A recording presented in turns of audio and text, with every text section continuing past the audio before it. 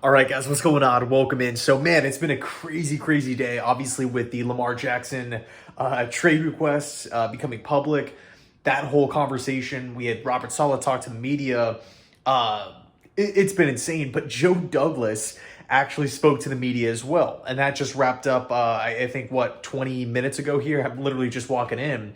And he did give some new information, some insight on what's going on with specific positions, specific players. So let's talk about the first thing here. It's regarding Lamar Jackson, Aaron Rodgers. What's the plan? How is Joe Douglas? How are the Jets going to approach this entire thing? Well, there was a report that came out earlier from Mike Garafolo saying that the Jets are refusing to engage with trade talks with other teams regarding the quarterback position, and Douglas essentially doubled down and confirmed that, right? It's looking like the Jets are solely focused on Aaron Rodgers. Basically, they're out on Lamar.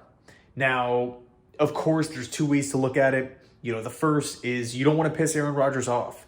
So I do understand from that sense, right? From that standpoint, because that's why we're in this predicament in the first place. Why doesn't Aaron Rodgers want to play for the Packers? Because they've shown interest in moving on. They want to start fresh with Jordan Love and get that era started. They are done with Rodgers. So do you, if you're Joe Douglas here, do you want to run the risk of essentially pissing him off and saying like, hold on, Lamar's available, let's go talk to him? So I get it. And then, of course, we have the second standpoint, which is the Jets need a quarterback.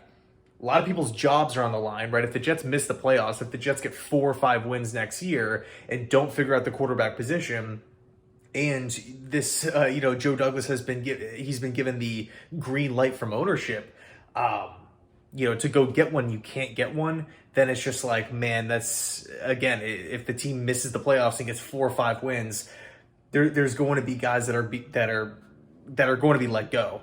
And if you have a former unanimous MVP just a couple years ago requesting a trade in the prime of his career, you could argue that it would be like malpractice to not at least call, right? Just to inquire about the situation. Although it does seem like Baltimore doesn't really want to trade him away. But that's, this isn't like a per source type of thing. This isn't like, oh, we're hearing through the grapevine. No, this is coming from Joe Douglas's mouth. It seems that the Jets they're out on Lamar Jackson. They are solely focused on Rodgers. Moving on, he said that there's been productive conversations with the Packers regarding a potential Rodgers trade, although it's not where we need to be yet, in his own words. He said that they feel like they're in a good place. There's no hard deadline. There's not a ton of urgency to quickly get this done. We have to wrap it up right now. That's not really how the Jets are operating with, this whole thing. And, obviously, if we just look at the actions, right? If we look at how these last couple of weeks have transpired, there hasn't really been a ton of news, a ton of updates regarding it. So, I think Douglas is being transparent here. There's no urgency from the Jets side, but he did add that he is very optimistic about the situation, which, as a fan kind of gives me a little relief here. But moving on, he did say that he also talked to Odell Beckham's agent, and they had productive conversations there.